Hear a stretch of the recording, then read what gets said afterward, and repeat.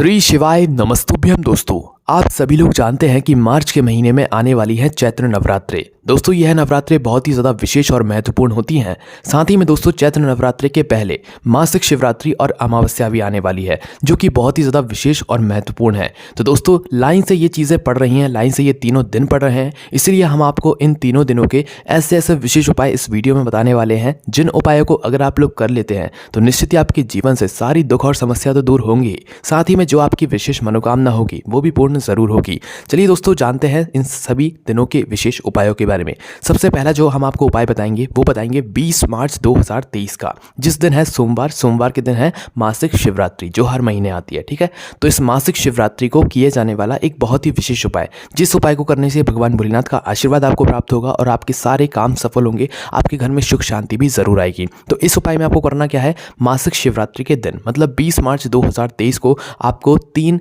गोल बाती के घी के दीपक आटे के तैयार करने हैं। ठीक है, काय के, आटे के। ठीक है, अगर मिट्टी के ले रहे हो तो भाई नए दीपक आप लोग लेना है ना। तो आपको 3 आटे के दीपक तैयार कर लेने हैं, उसमें गोल बाती रखनी है और शुद्ध देसी गाय का घी डालना है। शुद्ध चीज़ों का आपको उपाय में उपयोग करना है, तभी उपाय काम करते हैं। तो यह 3 दीपक आपको तैयार कर लेना है और इन तीनों दीपकों को तैयार करके आपको मासिक शिवरात्रि के दिन, जो कि मार्च महीने में आ रही है 20 मार्च 2023 को, शाम के समय प्रदोष काल में आपको क्या करना है, इन 3 दीपकों को 3 जगहों पर लगा कर आने हैं।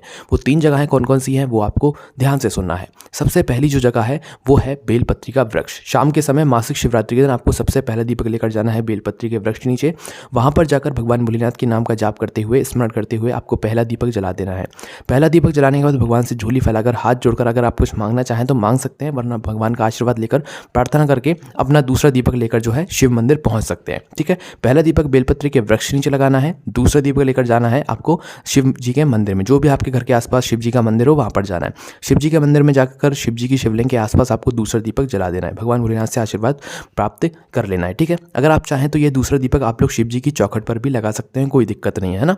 दूसरा दीपक आपने शिव मंदिर में लगा दिया। अब तीसरा दीपक आपको लेकर जाना है आंवले के वृक्ष के नीचे। ठीक है, आपके घर के आसपास जो भी आंवले का वृक्ष हो वहां पर जाओ और यह तीसरा दीपक वहां पर जाकर लगा दो और भगवान से प्रार्थना कर लो, आशीर्वाद ले लो, है ना। तो दोस्तों इस बात का ध्यान रखिए कि इस उपाय को आप हर महीने की मासिक शिवरात्रि को नियम बनाकर कीजिए, आपके ऊपर कभी कोई दुख समस्या नहीं आ सकती, साथ ही में भगवान भोलेनाथ का आशीर्वाद भी आप पर हमेशा बना रहेगा। चलिए दोस्तों अब हम बात करते हैं मासिक शिवरात्रि के दिन किया जाने वाला दूसरा ऐसा विशेष उपाय, जिस उपाय को करने से अगर आप भगवान शिव से कुछ बोलते नहीं भी है ना, तो भी भगवान शिव आपको इतना कुछ प्रदान करेंगे जितने की आपने कभी कल्पना भी नहीं करी होगी, मतलब सोचा भी नहीं होगा। तो इस उपाय में आपको मासिक शिवरात्रि के दिन क्या करना है, सफ़ेद फूलों की पंखुड़ियाँ लेना है। ठीक है, जो सफ़ेद फूल शिव जी पर चढ़ते हैं ना, वह सफ़ेद फूल आपको बहुत सारे इकट्ठे कर लेना है। कहीं से ला भी सकते हो, कहीं से तोड़ भी सकते हो। तो सफ़ेद फूल इकट्ठे कर लिए। अब सफ़ेद फूलों को इकट्ठा करने के बाद उनकी पंखुड़ियों को तोड़ लो। ठीक है, क्या करना है, पंखुड़ियों को तोड़ लेना है और मासिक शिवरात्रि के दिन शाम के समय प्रदोष काल में इन पंखुड़ियों को लेकर आपको जाना है शिव जी के मंदिर में। कुछ लेकर नहीं जाना है साथ में, अगर आप चाहो तो अपने भाव से एक दीपक भी लेकर जा सकते हो। ठीक है, घी का गोलपाती का, है ना।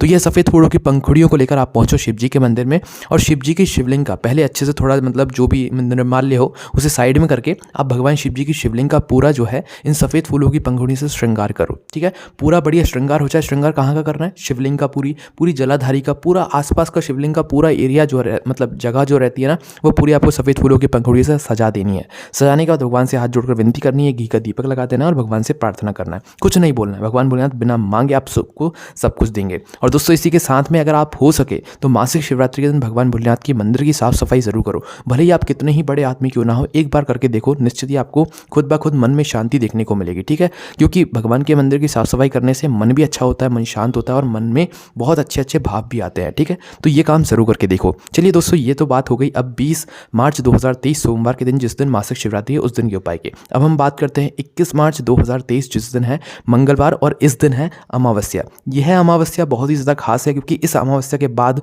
शुरू होने वाली है चैत्र नवरात्रि। ठीक है, तो इस दिन किया जाने वाला एक बहुत ही विशेष उपाय है जो कि सिर्फ इसी दिन किया जाता है। ठीक है, तो वो भी हम आपको उपाय बताएंगे, उससे पहले हम आपको अमावस्या के कुछ विशेष उपाय बता देते हैं।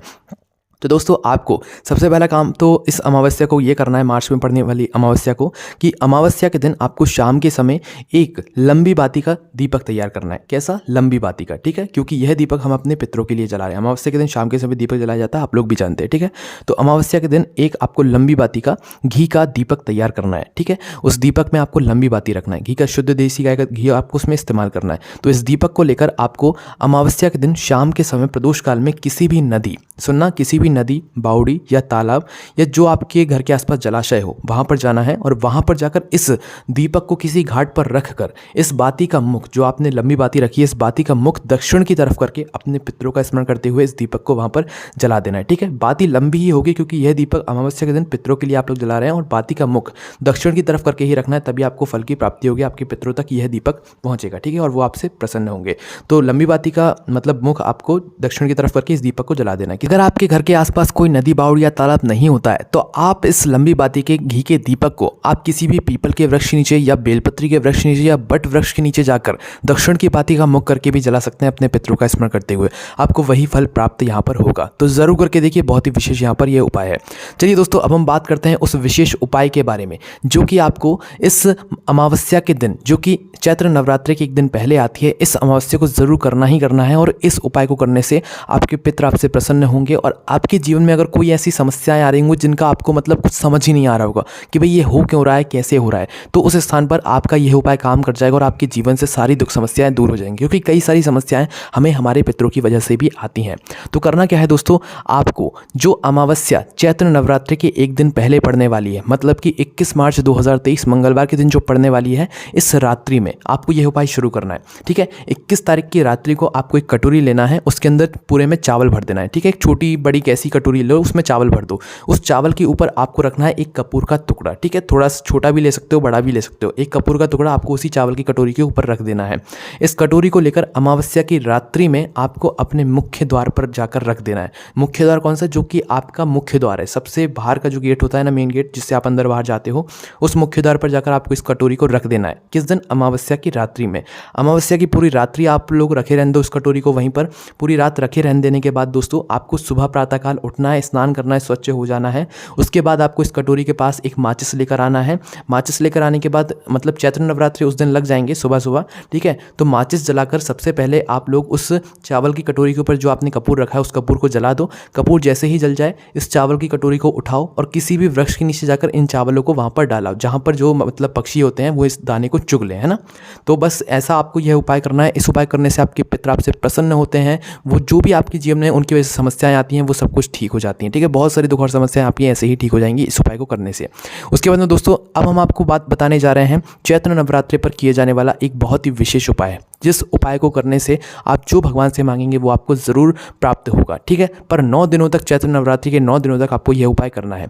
हमने यहाँ पर अभी तक बात कर लिया है 20 तारीख के उपाय जो कि मासिक शिवरात्रि का है, 21 तारीख के उपाय जो कि अमावस्या का है। अब हम बात करेंगे 22 तारीख के उपाय के बारे में, जिस दिन से चैत्र नवरात्रि प्रारंभ हो रहे हैं। ठीक है, तो इस दिन से ही आपको प्रातःकाल सुबह सुबह से यह उपाय शुरू करना है।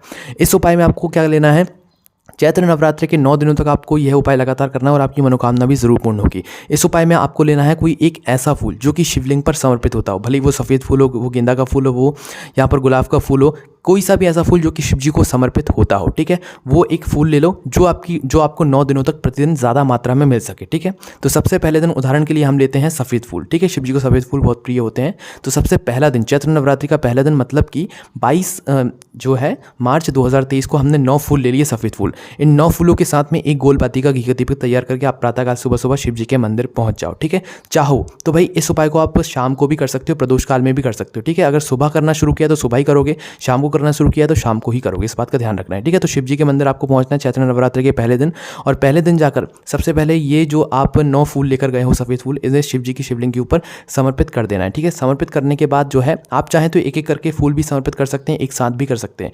ये फूल समर्पित करने के बाद एक घी का दीपक वहाँ पर आप लोग जला दो। ठीक है, पहला दिन आपने उपाय कर लिया, बस इतना ही करना है। अब जो है चैत्र नवरात्रि का दूसरा दिन, जैसे ही दूसरा दिन आएगा तो यह फूल डबल हो जाने चाहिए। पहले दिन 9 चढ़ाए तो दूसरे दिन 18 हो जाने चाहिए। ठीक है, तो 18 यही के यही सफ़ेद फूल, मतलब जो फूल आपने पहला दिन लिया है वही फूल आपको दूसरा दिन लेना है, बदल बदल के फूल नहीं चढ़ाना है। ठीक है, तो दूसरे दिन 18 फूल और साथ में एक घी का दीपक ले जाकर शिव जी के मंदिर में चढ़ा दो और दीपक जला दो। ठीक है, और भगवान पहले दिन आपको अपनी मनोकामना जरूर बोलनी है, जिस भी मनोकामना के लिए आप ये उपाय कर रहे हैं। चैत्र नवरात्रि के पहले दिन फूल समर्पित करते समय और दीपक जलाते समय आपको अपनी मनोकामना भगवान शिव जी से बोल देनी है। ठीक है, फिर दूसरे दिन से नहीं बोलनी है ना। दूसरे दिन 18 फूल चढ़ाओ, दीपक जलाओ। तीसरे दिन क्या हो गए, यही फूल फिर डबल हो जाएंगे, मतलब 9 और बढ़ जाएंगे इसमें। ठीक है, 9 का पहाड़ा जो होता है ना उस हिसाब से आपको फूल चढ़ाते जाने। तीसरे दिन यही फूल हो जाएंगे 27, है ना। तो 27 फूलों को चढ़ाकर एक घी का दीपक लगा दो। इसी प्रकार से आपको ये प्रतिदिन 9 फूल बढ़ाते जाने, ठीक है। 9 फूल जैसे ही आप लोग बढ़ाओगे तो जैसे ही चैत्र नवरात्रि का 9वां दिन आएगा तो पूरे 81 फूल आप लोग वही वाले ले लेना और 81 फूल शिव जी पर चढ़ाकर एक गोलबाती का घी का दीपक जला देना और भगवान से प्रार्थना कर लेना और अपनी मनोकामना एक बार और आखिरी दिन बोल देना चैत्र नवरात्रि के 9वें दिन, जब आप 81 फूल चढ़ा रहे हो, ठीक है। पर फूल आपको बदलना नहीं है, वही फूल चढ़ना है जो कि आपने पहले दिन चढ़ाया, ठीक है। उपाय तभी काम करेगा और बहुत ही विशेष उपाय है, आपकी मनोकामना जरूर पूर्ण होगी। करके जरूर देखिए, कोई भी आपको इस उपाय करने में समस्या आती है ना, बिल्कुल पूछ लीजिएगा।